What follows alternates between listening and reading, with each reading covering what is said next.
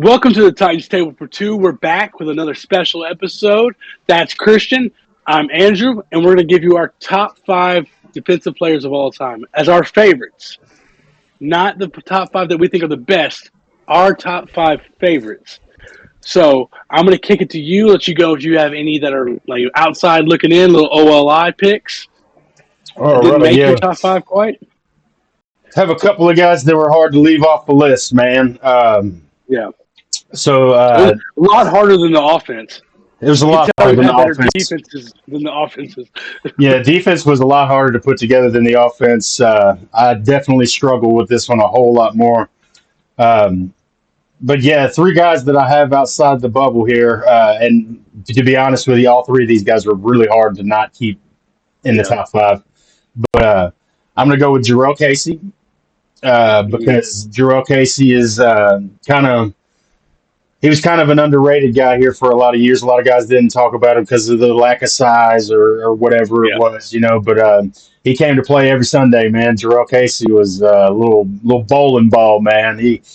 He was fun to watch, and I think the Titan we have today on the squad will give Jarrell Casey a lot of credit for kind of bringing him into the league and kind of showing him the ropes and kind of teaching him a lot of things. That'd be Jeffrey Simmons, So we have a little bit of that residual of Jarrell Casey hangs around today with Jeffrey Simmons. And then I'm going to keep it on the line there and go KVB, man, Kyle Vanden Bosch.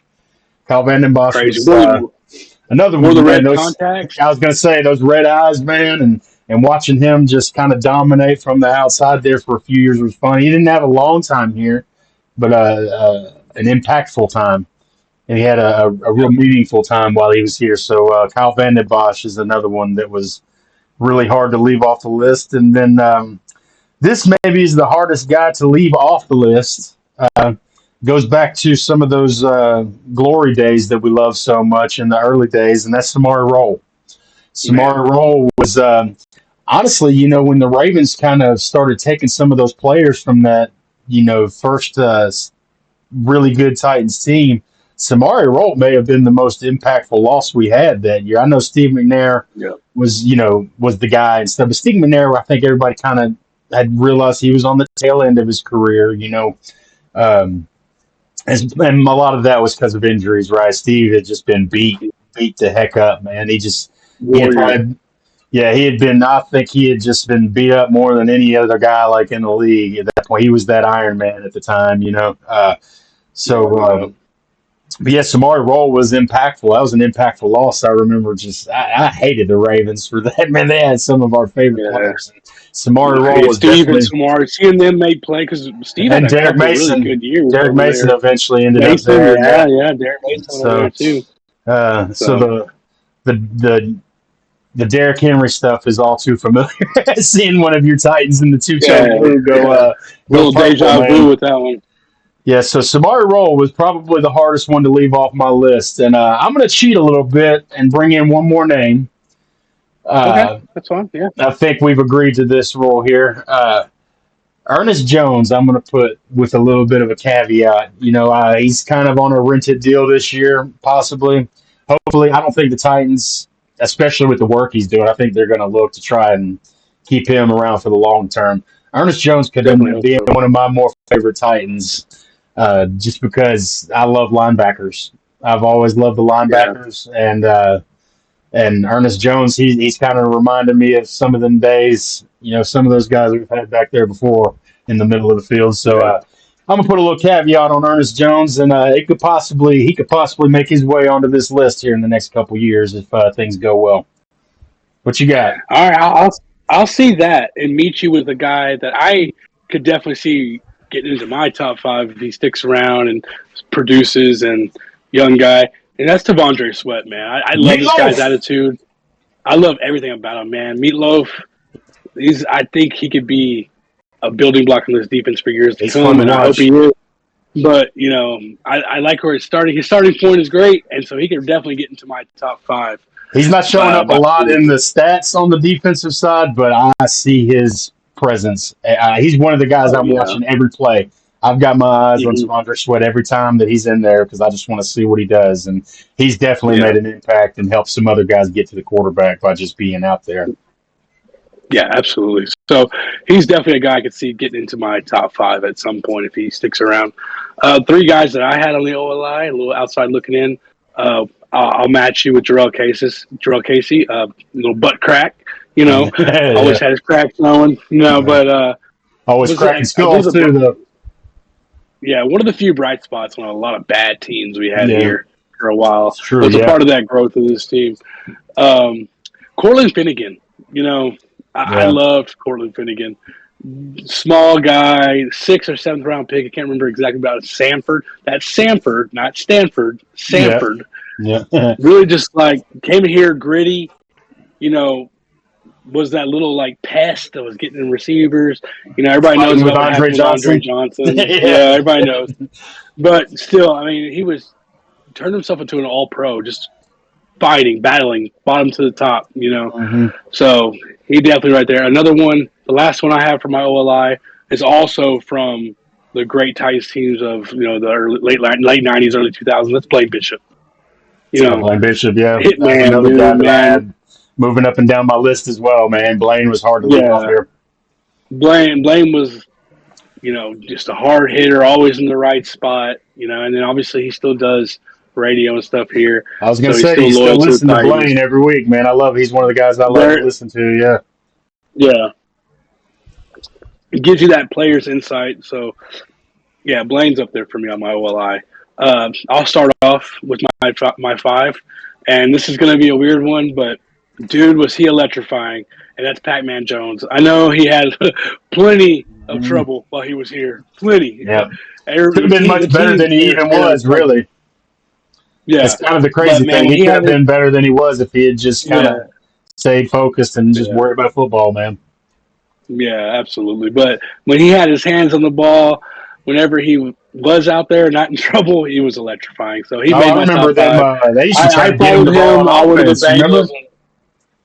And what was that? They used to throw him in on offensive sets too. That's how good Yeah, he was man. with the ball. They tried to get him the ball Mhm. as a running back and stuff. Like, Yeah, had a couple punt returns for touchdowns. hmm I remember his interception against the Giants in that 21-point comeback in the fourth quarter. yeah, So yeah, it's a big I play. know he wasn't here long, and he was always in trouble. But he was a guy I even followed when he left. I followed him to the Bengals, and I was hoping for success for him. So Pac-Man is my number five. Yeah, he did kind of revitalize himself too, and kind of had a bit of a redemption in that later part of his career too. Ended up having a pretty good career with the Bengals. So, Yeah, he um, did fine. He didn't last in the league a long time. That's yeah, a testament of how good of an athlete he was. Because a lot of people who do the stuff he did don't make it in the league. yeah, he was phenomenal, man. He was fun to watch. So that'll bring me to a more current Titan then that we all know and love. We'll be seeing him play on Monday. Jeffrey Simmons. We've already talked about Jarrell Casey and kind of some of the mentorship that he had over Jeffrey and stuff, and you can kind of see that. Uh, but yeah, Jeffrey Simmons has been one of my more favorite Titans over the last few years to watch Mhm. and to get after the quarterback is so fun. I mean, he's right up there with uh, with Aaron Donald when it comes to physicality and stuff and Yeah, getting after. I'm not going to say he's the player Aaron Donald was, but uh, nobody is. So nobody is. But I'd say he's. I wouldn't. He's number two. I think. I don't think a lot of people would fight me saying he's number two the last couple of years behind Aaron Donald if there. Aaron Donald is in a tier of his own, which he is, he's in that second tier with the Chris Joneses, Yeah, the Quinnen Williams. yeah, he's in that So group with those guys. So Jeffrey Simmons has been real fun to watch, man. I love some Big Jeff. yeah, I wish he quit getting penalties in big moments, though. Some of them are a yeah. little ticky tack. I have to say, it's not all on him, but I guess that just I will comes with playing reiterate. hard I have football. never seen. I will reiterate that I've never seen a defensive holding on a field goal. I will say that again. I've Yeah, never seen as I say, it. I've a watched lot a of lot it's of ticky football, tack, but yeah, but it's okay. But my number four, still in the league, but the mayor of Murfreesboro, Kevin Byard, coming out of yeah, MTSU, came in, turned himself into an all-pro safety, and just all-around great guy too. yeah. So he was easy to cheer for, and still, even to this day, supports all his buddies on the Titans. You see him on Twitter. supporting all those guys. So Kevin Byard, really he pushed his way into my top 5. Well, we'll just keep it there, and I'll just kind of piggyback off you. He's actually my number 4 player as well. I like There Kevin you go. Byard. Yeah. He left here gracefully. Complete opposite of AJ Brown. Bring up a name to kind of sting Titans fans a little bit. Yeah. But yeah, he's always been all class, and it's all high. All the time. Pure class, and it's all high class. So got nothing but good things to say about Kevin Byard. I'm sad he's not here anymore. I wish him nothing but success. And I hated that he beat us on the first game of the week, but hey, good luck to him for the rest of the season, man. I want nothing but good things for Kevin Byard, man. I enjoyed his time here. That's why he makes my number 4 as well. Hey, look at that. We agree on something. Yeah. Every now and again. My number 3, though, we're going to go back a little bit. Not quite to the 99 team, but back.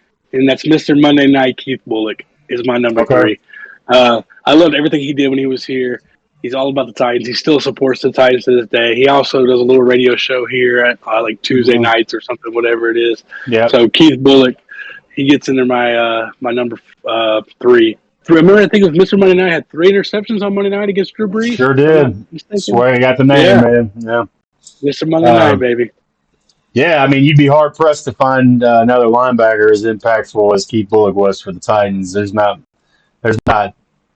too much bad you could say about that guy, man. I mean, he gave his all every time. So Keith Bullock is a good choice. Everything right.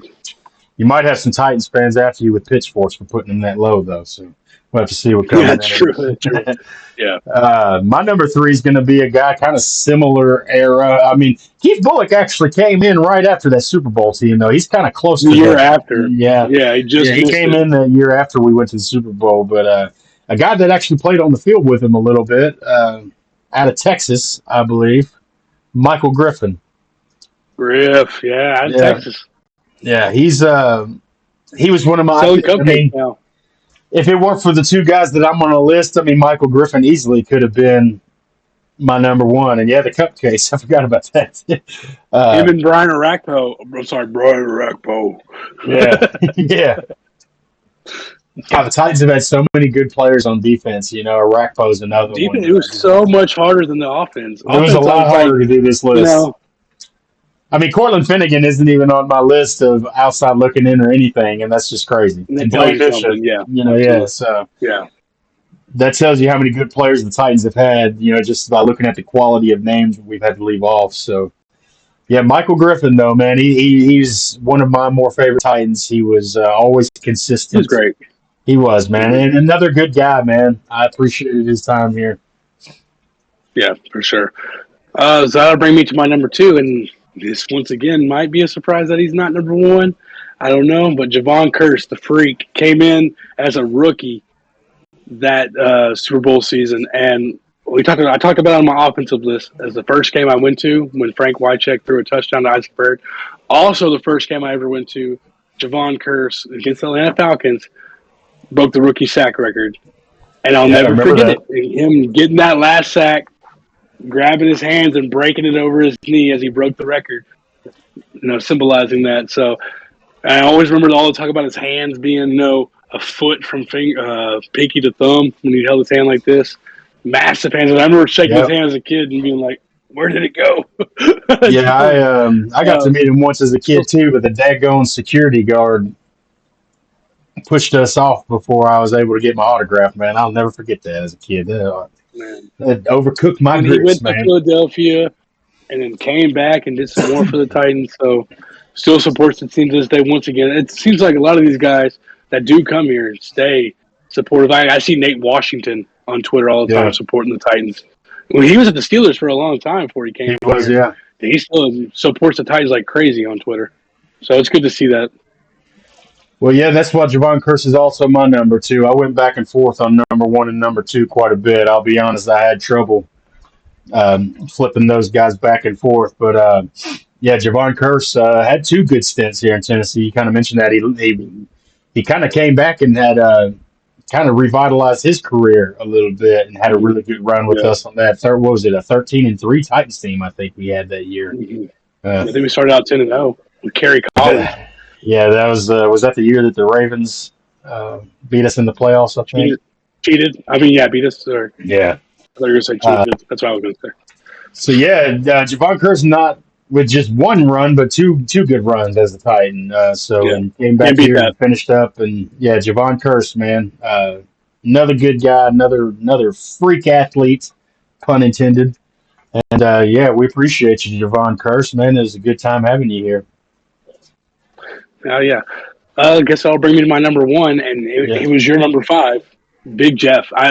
yeah, It's not often that I put such a recent player so high on my list, but I just love what Big Jeff's all about.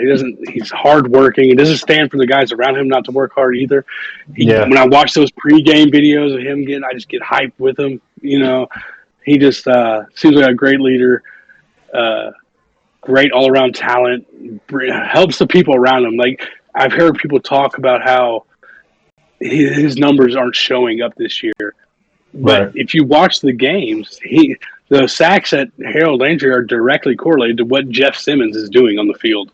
Yeah, yeah, Him and absolutely. Sweat both they're asked to do things that aren't like showing up on the stat sheet. Yeah, So and he's absolutely. willing to do. He's a team first guy. He doesn't Hmm. care if he has one sack or 15.